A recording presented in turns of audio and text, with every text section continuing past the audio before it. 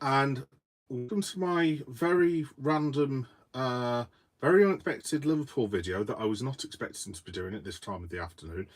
Um, so yeah, today I woke up, obviously, uh, did my pro wrestling videos, which I also do on the channel, which I'll get to in a minute. Watched a bit of San Diego Comic Con, and was preparing to go for lunch with my son. And then all of a sudden, started getting these alerts and text messages through from a few of my mates, alerts on my phone, basically saying there's news about Alexander Isak. So I thought, okay, I'll have a look. And the news came out rather hilariously that Mr. Isak apparently has a thigh injury, and that is the reason that he can't attend Newcastle United's pre-season tour. Which I don't know if anyone's seen my short, but I found slightly odd, to say the least. I mean, a thigh injury. I'm kind of like, is that the best we can do? You're not going to go for a broken leg or a falling down a manhole or anything like that. Look, like I said, no, obviously, no disrespect intended to Newcastle United's medical staff. I'm sure there probably is a legitimate reason, but it did look, to quote my son, slightly sussy. Anyway, so cut to about an hour and a half later, everything dies down a little bit. And then all of a sudden, I got an alert from my vaunted brother, who I'm sure is probably watching somewhere. Hello, if you are, with a link to Isak. And I was like, okay, what's all this about then? And I just thought he would be texting me about something to do with the thigh injury. As it turns out, it was not the mysterious thigh injury this time, but news that Alexander Isak actually has submitted a request to leave Newcastle United Football Club. Now, whether he's actually submitted a written transfer request at this stage, I have no idea. I've got absolutely no idea. Presumably, if he, but yeah, sudden social media, boom, absolute chaos. At least online. I did a short, which I did down at um, and basically talked about Liverpool being in the race, potentially for reasons. The news I've heard, so Mar said that, and basically Ornstein, who are my two people, like most of the rest of us, that Isak has basically told Newcastle United Football Club that he wants to play for them. Uh, Romano then sent another tweet about 3 or 4 minutes later, 10 minutes later, what it was, basically saying that Liverpool still hold an interest in the player, which isn't exactly the same as saying that we are going to bid for him, but we are still interested. Now, obviously, Liverpool journalists have sort of retweeted this as well, and those levels, especially, all don't tweet things like that, and they've been briefed by not the football club, but the football club, dark, shall we say. So Ornstein put out a tweet roughly the same as Romano a bit after us. So I don't know, basically saying Alexander Isak wants to leave Newcastle United, uh, and that Liverpool holds an in same as Romano. But quite interestingly, he put that Newcastle would like Isak's stay. I mean, obviously goes without saying, but are exploring other forward options. Now, obviously, they didn't get Ekatike, which caused the whole fiasco last week from their point of view, and I suppose from our point of view now. And also, they've been, I think, turned down for Johan Visser of Brentford because the bid was too low. But there did seem to be a bit of an urgency over Visser. So maybe that's why perhaps Isak maybe told Newcastle yesterday, maybe. And that was why all of a sudden there was this panic about getting Visser over the line. I mean, I don't know who these other forwards are that Newcastle are interested in. I mean, I don't know. I mean, a lot of them have already gone on the market, so I don't know if you're talking Sesko, I don't know, Julian Alvarez, Antoine Semenyo, Ollie Watkins. I've got absolutely no idea who they'd go for if they lost Isak. One other wrinkle, as if unfunny wrinkle, um, that just getting my Liverpool water. Um, One of the wrinkle is it's being mentioned that this wretched Al Hilal interest is still actually interest in Isak. So there could be the very unfunny scenario that I'm sure would be highly hilarious to, well, basically Sunderland, Middlesbrough, Everton, and Manchester United fans if this did happen, that Newcastle lose Alexander Isak, but Liverpool also don't sign him because they've been blown out of the water by a bid from Al Hilal, who offer Isak like 3 million quid every single day and offer Newcastle like 500 million pounds or something daft like that. So whether Al Hilal come in, I don't know. I mean, I've kind of read that they're not credited at the moment having an interest, but obviously they are always looking for popular players in Saudi.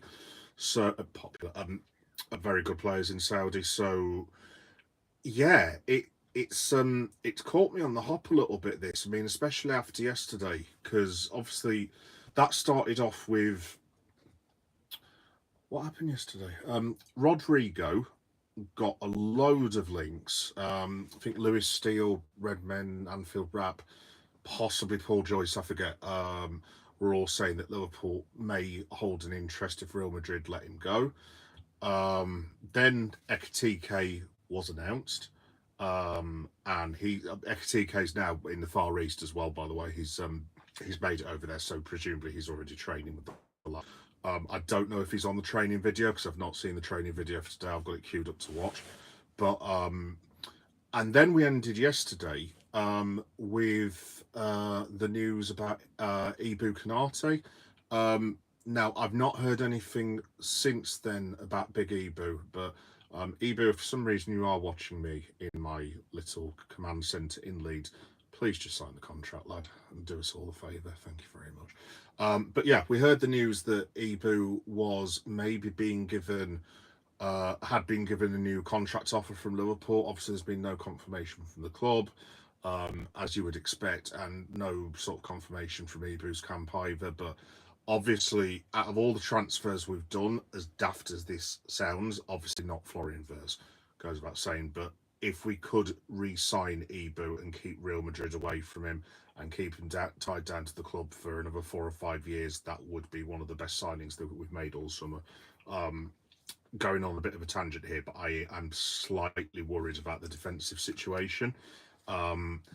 Obviously, I'm very pleased that we've got Ekitike, Wirtz, Salah, McAllister, Gakpo, potentially Alexander Isak, and I'm not far from it. I'm not complaining at all, and obviously Kirkes and Frimpong. I'm not exactly sure what Arne Slot's expecting Virgil van Dijk to do on his own, while 10 other people go bombing forward, including Alisson. So I'm being facetious, but you know what I mean. I'm a bit concerned that we're a bit lightweight in defence because it looks like we're going to go like really, really attacking next year. I mean, obviously you've got Frimpong and Kirkes bombing down each wing. You've got, I mean, bloody hell, Alisson ends up on the halfway line half the time as it is. You've got Sobo, you've got Maka, obviously Gravenberg stays back a little bit, but even he goes forward, and then potentially you've now got Wirtz, Salah, Ekitike all bombing forward, and obviously we've got Big Ibu at least for another season, whatever happens. But I mean, beyond that, I mean, you've got what, Joe Gomez, who, I mean, I think I've played football more than Joe Gomez in the last year. You've got Luke Stevenson, who's played a half for Liverpool in competitive matches, I think, maybe a full game, I'm not totally sure. And then you've got Ahmed Nallo, who had the unfortunate run-in with the PSV Eindhoven striker's groin last year, which wasn't a great start to his career, to say the least. But yeah, no, the links to Gay appear to have gone very, very quiet. Something else that's happened, Hato, who we were linked with, is now in full discussions and talks with, surprise, surprise, Chelsea Football Club, who are buying their, I don't know, 800th player in the last month. whatever it is now, God alone who knows. So yeah, obviously Hato was one of the options that was discussed. Obviously there's the lad from Brentford whose name I can never remember, but I'd quite like him. I did hear some random rumours about Max Kilman as well, but I can't imagine that's true, to be honest. So I guess my point is, defensively, are you happy going into full Premier League season, VVD, Boo, Gomez, and then being backed up by Ahmed, Luke Stevenson, Wataru Endo? Now, Endo is fine. That's not a problem at all. I would have no problem with Endo playing in defence like half the season because I think he's that good, to be honest. I wouldn't be about a pair of two 18-year-olds who've had like one game between them. So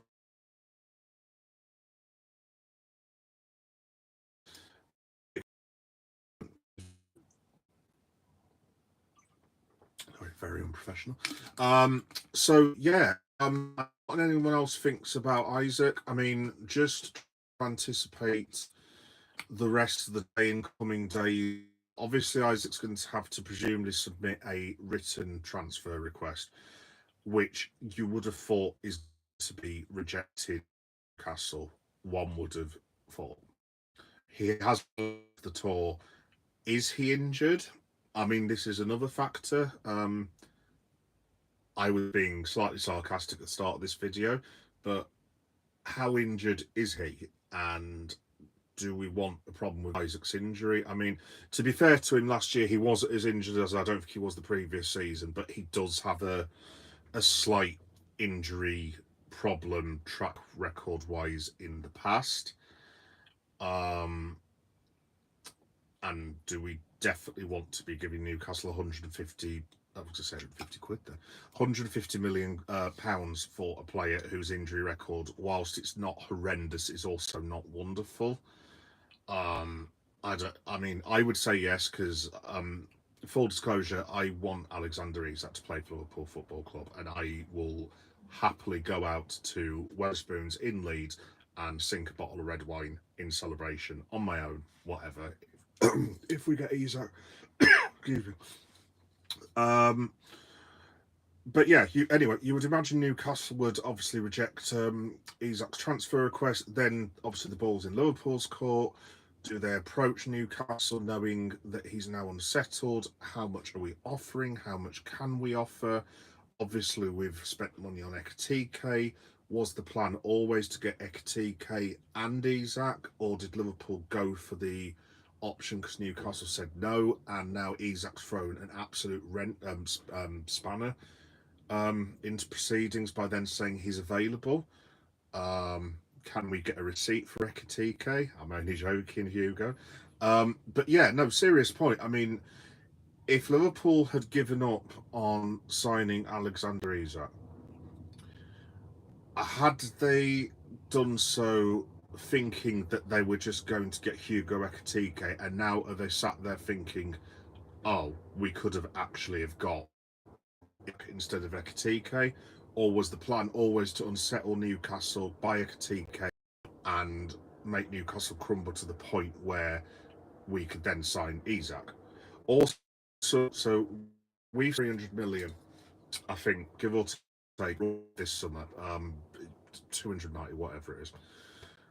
Can Liverpool PSR wise, with what we call Champions League revenue, what we did last year, what we did winning the league, do we have enough breathing space to afford Alexander Isak at 140 million, whatever it would be, which theoretically would then take us up to 440 million? I mean, obviously, it goes without saying we would have to sell some players in that instance. I mean, I would love for Liverpool to have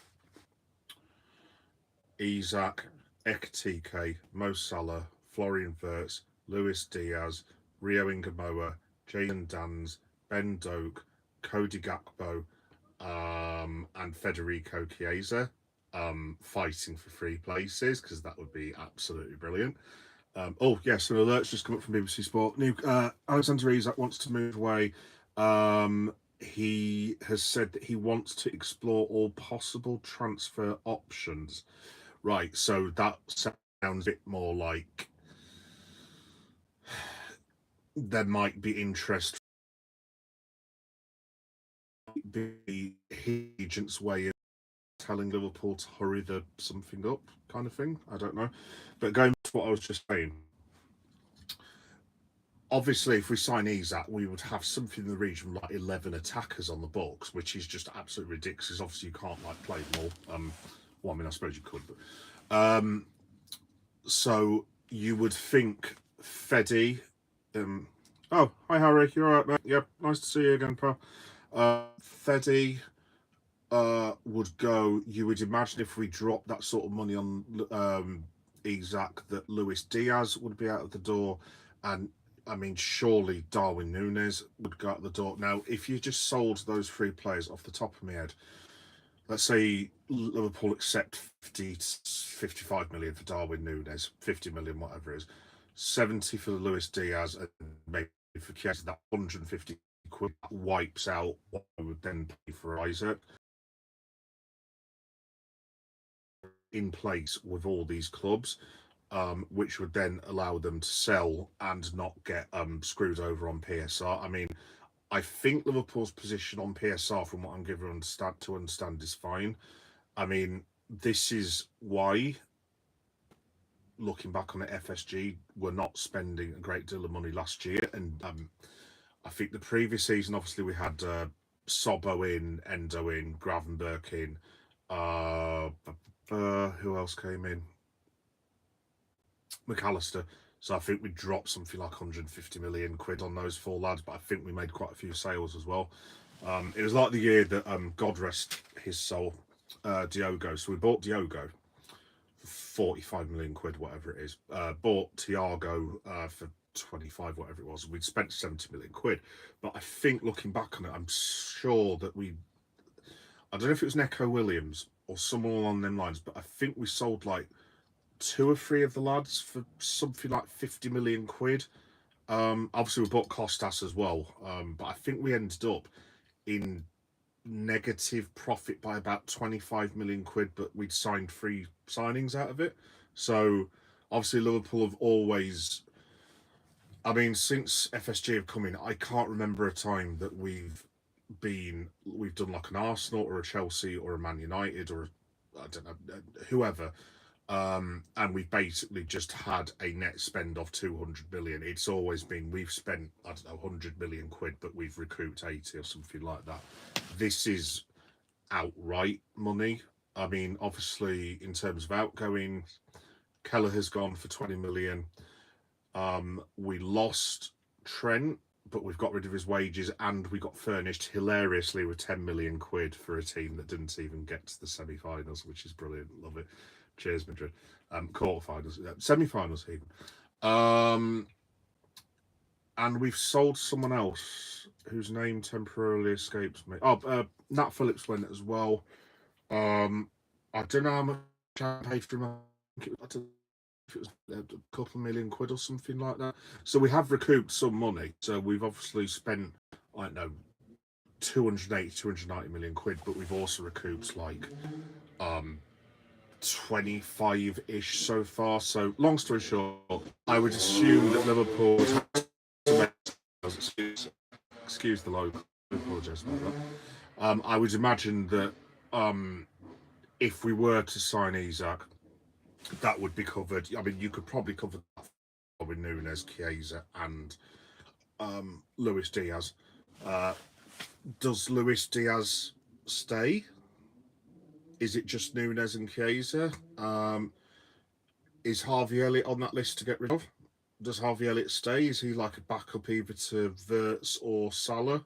So you're having him as an emergency player. I mean, it's all very interesting. I mean, I think after this, Liverpool's business will be done very quickly. I mean, if we get another no from Newcastle and Isak, let's say for argument's sake, goes to Al Hilal, I would imagine Liverpool would go, right, we need to get the rest of our business done quickly. And then it's a case of like Mark Gay and maybe Rodrigo, or maybe none at all. And then maybe a Diaz or a Nunes actually stays at the club, and Liverpool just say, right, we'll hold on for Isak, even January transfer window or at the end of the season.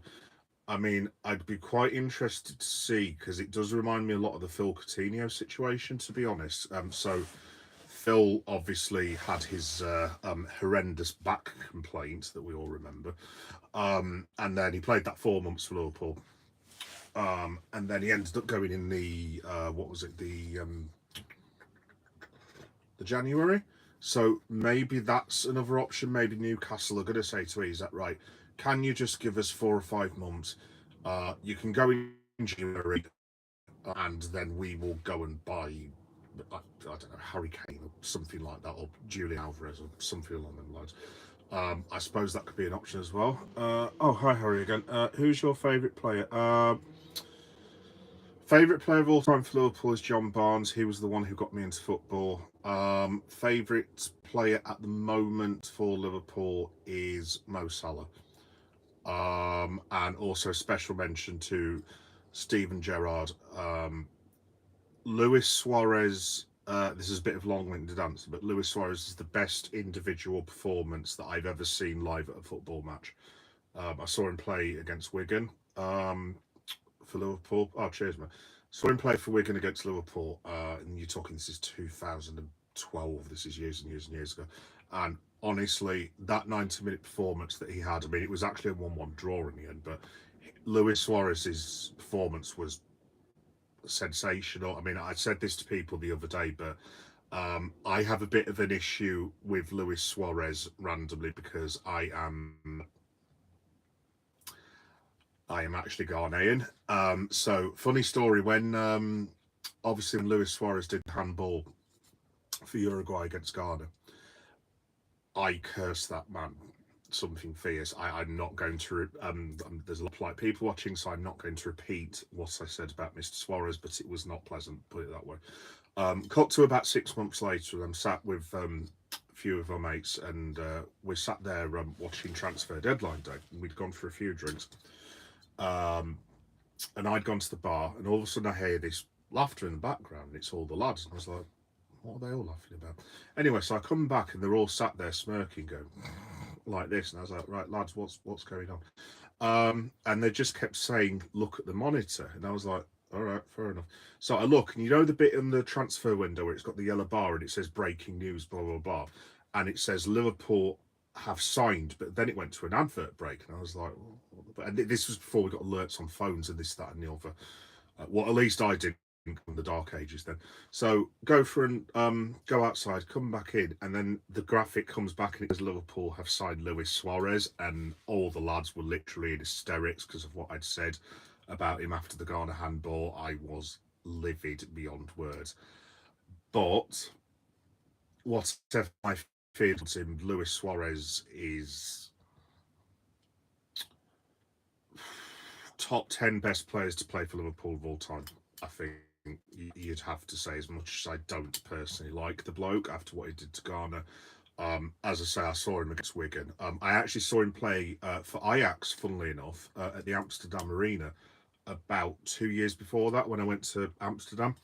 And funnily enough, he wasn't directly being marked, but on that game, Virgil van Dijk was actually with Groningen, which was so weird because obviously I didn't know 13 years later he'd be the best defender probably in the history of English football, playing for my football team. So yeah, that's a very long-winded way of saying those are my favourite players, basically. So yeah, thank you for the question. So yeah, what do we think, Reds? Because I'm not the most positive in the world, I don't think we're actually going to get Isak, to be honest. I mean, I hope I'm wrong. I've just been being needlessly negative. Like I said, I try to be positive, but I am an old grumpy man, basically, who expects the worst all the time. So I'm not expecting us to get Isak, but if we did get him, I would be absolutely delighted personally. I wasn't taken with the idea of Rio yesterday. Obviously, I did a live stream yesterday as well, and I was basically giving the reasoning, saying, well, Rodrigo's a very, very good footballer, international, has played for Real Madrid. You don't play for Real Madrid at the end of the day. However, his goal return the last year or so has been nothing short of appalling. I mean, I don't think he's actually. I read somewhere that Rodrigo hasn't scored for Madrid for 3 or 4 months. I think it was like late February, early March, and it's like, um,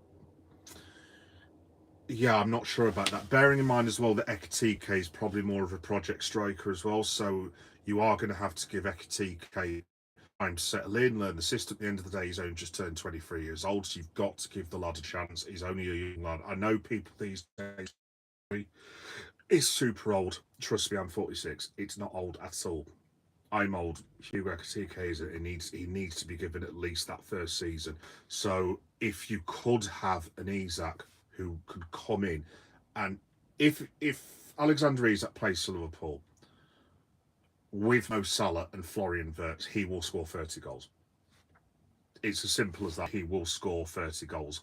I would be willing to bet any amount of money on that and be made to look like an idiot a year later when they do these people making daft predictions and stuff. So yes, I'm well up for being made to look like an idiot. But no, in all seriousness, Florian Wirtz, Kirkes, Frimpong, Alexis McAllister, Sobo, Gakpo, potentially Rio Ingamoa if he carries on his form, maybe even Luis Diaz if he stays. I mean, our attack is.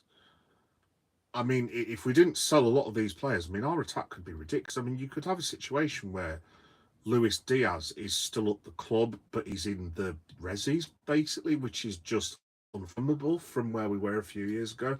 I mean, I can remember the time when we went into a season with, I believe it was an injured Daniel Sturridge, Fabio Barini, Mario Balotelli, and Ricky Lambert.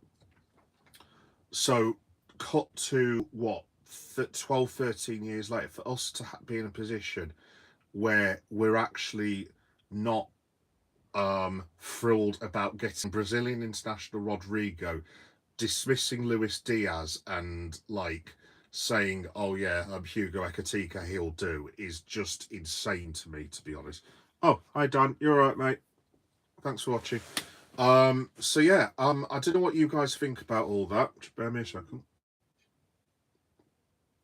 Excuse me again. Sorry, it's been a bit of a day today. So I actually started off doing my wrestling podcast this morning. Like I said, went for a bit of lunch with my son. Then I heard about all this Liverpool stuff. Rushed back, did a short video. Then heard the extra news from Romano. Got my live stream set up, and then after this, I'm going to. Not that you guys need to know this, and then I'm off to see Fantastic Four, which I'm then going to come back to and do some sort of vlog about, whilst also trying to watch San Diego Comic Con, which I also cover. So it's been a bit of a day today, so I do apologise. But yeah, what do you guys fit? Right. I'll throw it out there. Don't worry if you don't want to respond. This is just for after the video's finished or whatever, or just leave it in the comments. Do you think Liverpool's under Isak? I am going to be negative and say no. However, I'm just now. I would love us to sign Alexander Isak, and the thought of him, Florian Wirtz, and Mo Salah is insane. Absolutely insane. Oh, hi, Joanne. You're all right. Hello to Southend. Hello from Leeds. That's where I am at the minute. Ellen Road's just around the corner, and I'm a Liverpool fan. Don't ask; it's a very long story. Thank you for watching. So yeah, what do we think, folks? Do we end up with Alexander Isak? Does he go to Al Hilal? Does he stay with Newcastle? Hello, Joanne. Or do we end up with? I asked this the other day. Do we end up with Rodrigo and Mark Gahey for what we could pay for Alexander Isak? If I had to put money on it, and if I was forced at gunpoint, I think it's probably more likely that we end up with the latter as opposed to the former. But as I say, I would love Alexander Isak to play for Liverpool. It would be absolutely absolutely fantastic. But obviously we'll have to wait and see. So I've just checked on my other phone. There's no more further updates at the minute. I know Redmen had a video out a while ago. So I don't know if they've had any further details or whether Paul Gorst or Joyce's heard anything. But yeah, look, if anything else happens, I hopefully can get in touch with you guys about it. I'm not too sure if I can because of all the Fantastic Four San Diego Comic Con stuff that I need to go and start doing shortly anyway. So but yeah, if there is any further news, I'll come back to it later. So oh, Morford. Yeah. LFC are my second favourite team, but I support Coventry. Hi, by the way. Oh, hi, Edit Gods. Thank you very much for that.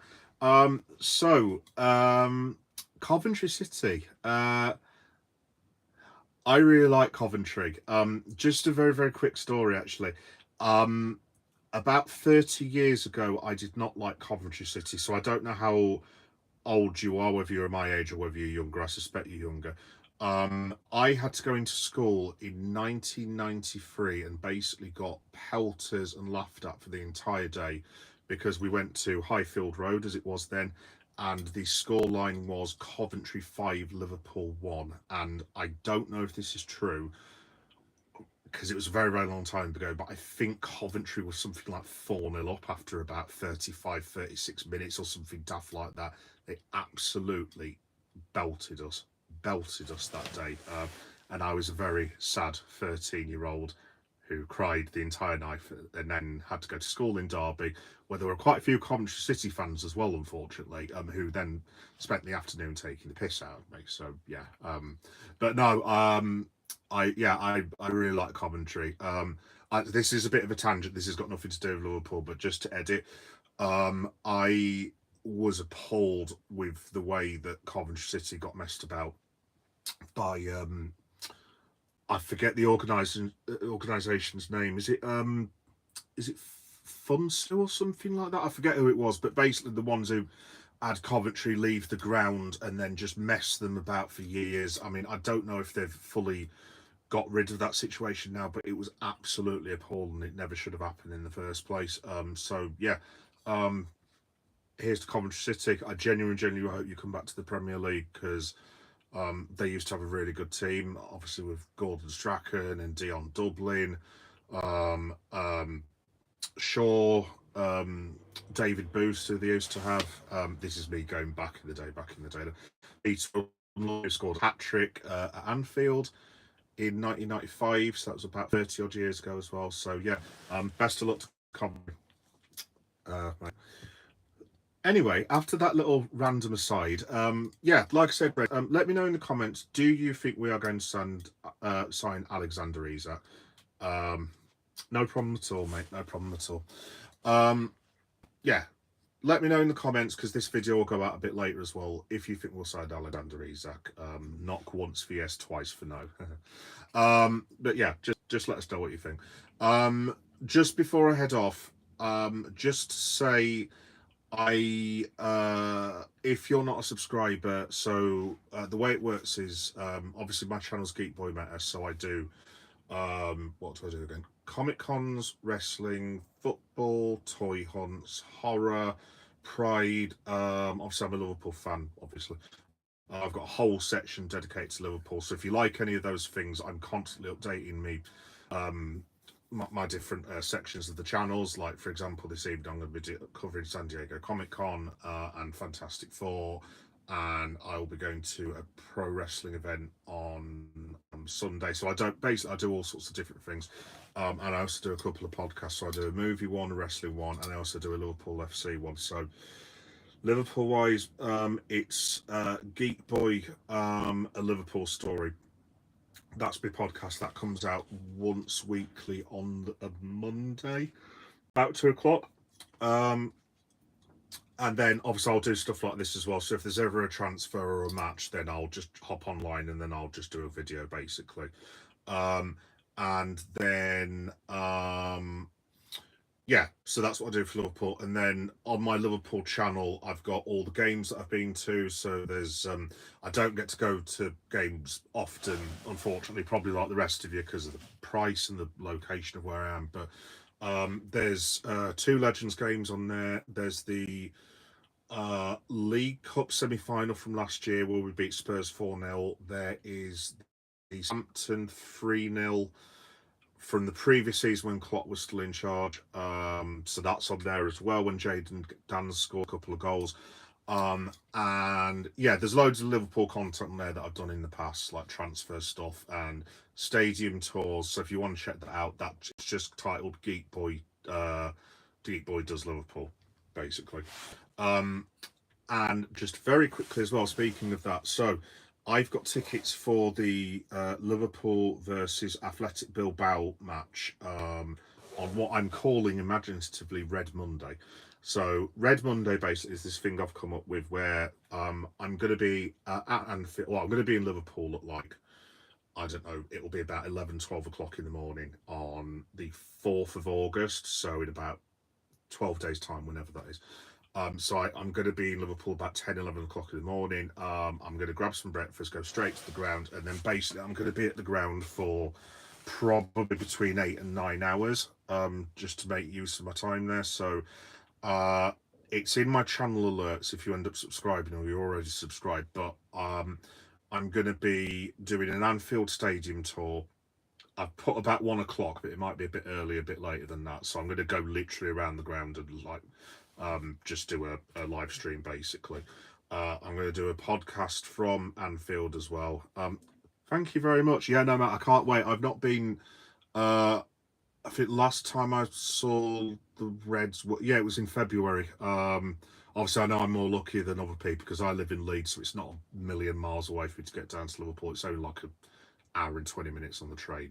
So I'm a lot luckier than other people. But honestly, I would follow Liverpool to the ends of the earth. I've 35 years and I would love to every single game, but obviously financially it's just not possible. But cast from there, and then I'll be in the ground. Obviously, I can't live legal reasons, and I would get thrown in jail. And I don't really want to do that because my missus would be very, very angry. Yeah, but I'll do like I'll try and get any goals that scored. Obviously, I'll put them on live as we go along, and then I'll do a post-match show in the ground if I can do the ground, and then there'll be a match day vlog late night, and then there'll probably be a travel vlog which will be on the or something. So it'll be Liverpool, it'll be Red Monday, and then it'll be Liverpool on the Friday or whatever. And then after that, I'm going to come back to the ground the next time I'm actually staying over. I'm going to try and do a mural hunt. Because obviously Liverpool's has got, like, I mean, I dread to think how many murals we've got. I'd imagine we've got getting on for alone, probably about 30 or 40 in the Anfield area. But I just heard the other day that Halfway House, which is a boozer about half a mile down the road from Anfield, they've got the Diogo Jota Memorial. So I don't want to end something out, but I just want to talk about Diogo to anyone that will listen, basically. So I'm still very badly affected by it, and Diogo Jota was one of my favourite players, and well, yeah, obviously you can see got his shirt and I've got all his. I'll see if I can show you actually. Spare me a second. That's what I put Diogo, and I had that window in Leeds. That's his photograph, and that, if you can just see it, is Diogo that my son made for me. So yeah, sorry, I know I'm going on a bit of a tangent. Cheers, Edit, thank you. I'm going on a very big tangent with this, but I've been very, very badly affected by Diogo. I mean, I have my stress and anxiety and this, that, and the other, which I'm sure aren't apparent from how hyper I am. But yeah, no, I was really, really did affect me like it affects everyone else. Yeah, cheers, Edit.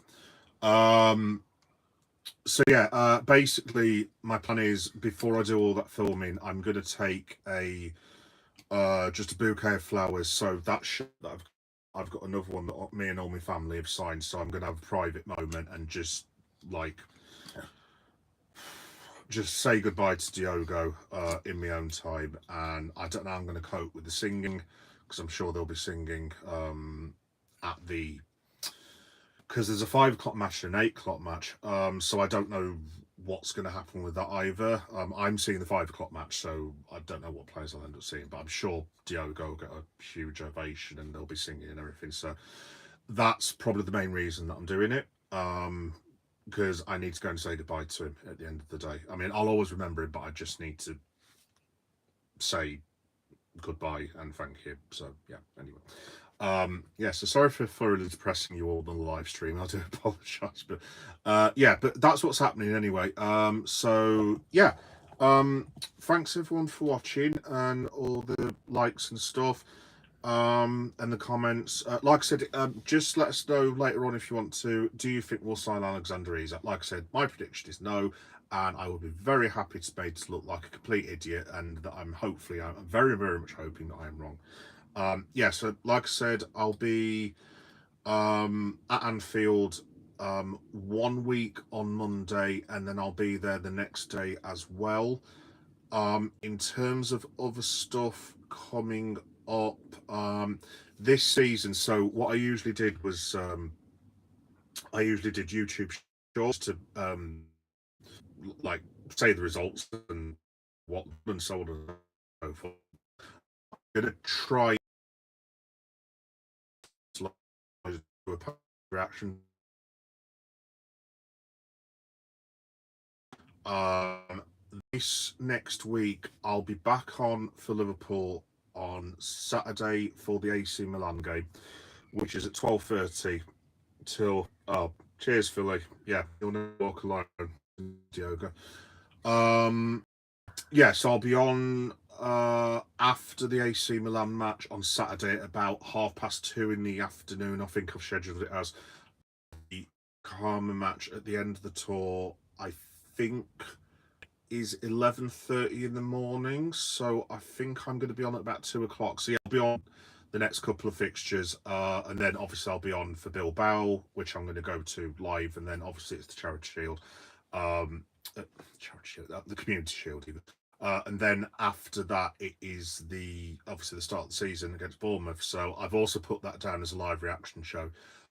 We'll just preface that with I'm going out with the lads to watch it in the pub, and we're going to the pub at like 4 o'clock in the afternoon. So, how to put this politely, that show might end up getting cancelled. Anyway, so I'm thinking I'm going to put back so not sure which one to go to. Oh yes, Philly. So I don't know if they're seller. I think one of them's still got tickets left, but basically, yeah. One at 5 and one at 8.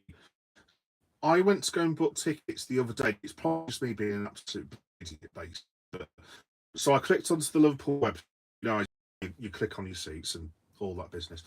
And when I'd clicked onto it 2 or 3 hours before for the game, it said that there were like 600-700 seats. Because the seats have become available for like, I don't know, 25 quid, whatever.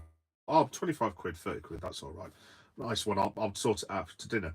So I have dinner with the missus, come back down, go to click on it, and basically it comes up with, this is the last seat remaining. Would you like?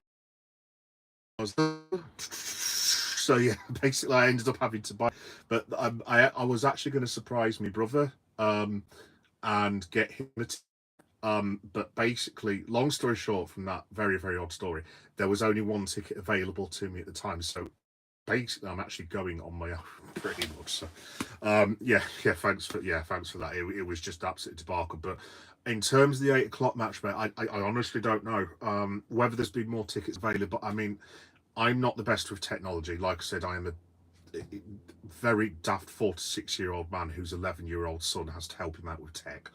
Basically, so I probably picked the wrong option, or perhaps there were tickets, or perhaps I just imagined it. Who knows? But at the time when I went to do it, there was only the ticket for the 5 o'clock showing. But just go online, pal, and see if you can get it. there's another company I use called Seat Loader, but just be warned, obviously that's really expensive because it's like hospitality. Me and my brother usually do hospitality if this once a year if we can possibly afford it. Now, obviously, those prices are 200 quid for a football ticket, but obviously you get your food and the beer and this, that, and the other. But obviously it's outrageous. But I'm 46. I don't know how many more times I'm going to get to see Liverpool. As morbid as that sounds, so it's just like, if I've got to spend 200 quid to see Liverpool on every 18 months, then so be it. But I really would rather not pay 200 quid to see Liverpool. So, but yeah, that's on Seat Loader. Oh, no problem, mate, no problem. Like I said, I don't know what the prices would be. I mean, I think the Sunderland game on Seat Loader is like just before Christmas. I think it's like 270 odd quid or something, which is, like I said, is absolutely bloody outrageous. But it's just one of these. I've been a couple of times to hospitality just because I want to have at least been to Anfield, and at least I've been a few times. Because obviously I've seen Liverpool about 20-25 times, but I wanted to see this team. Because I only saw the Klopp team basically 3 or 4 times, and I had to make sure I at least saw Slot's team. Like I said, I saw the Tottenham match last year, the semi-final. The lads were sensational. It's the best live football performance that I've ever seen, of any football that I've personally ever seen. They were absolutely superb. So, not worth 200 quid, but it was still awesome. And it's a memory I'll have forever. Anyway, blah, blah, blah. Yeah, so, yeah, that's everything that's coming up, folks. So, like I said, I'll keep you covered on all things Liverpool. If anything else happens tonight with Isak, it's unlikely I'll be on again because I have Fantastic Four duties and San Diego Comic Con, and I'm going to be in a cinema without phone signal for like 3 hours. So if something happens, I'll do something a little bit later, possibly. But I mean, I'm just checking the phone again. Nothing else has happened at the moment. Oh, okay. Who is your favourite UFC fighter? Funnily enough, mate, I used to watch UFC. Who's my I don't know if this is a bit of a deep cut reference, but I used to watch that Stephan Bonner. That was it. That's my favourite ever UFC fight. Stephan Bonner versus Forrest Griffin. So they were both trainers on UFC, and they had that whatever the show was called. I don't know if UFC Tough Enough or whatever. That's still to this day the best UFC MMA fight I've ever seen. I mean, I don't know what it's got to do with Liverpool, but hey ho. But yeah, no. That's the best match I've ever seen, and then maybe. I quite like Max Holloway, you know. Obviously, being English, I liked. I've completely forgot his name.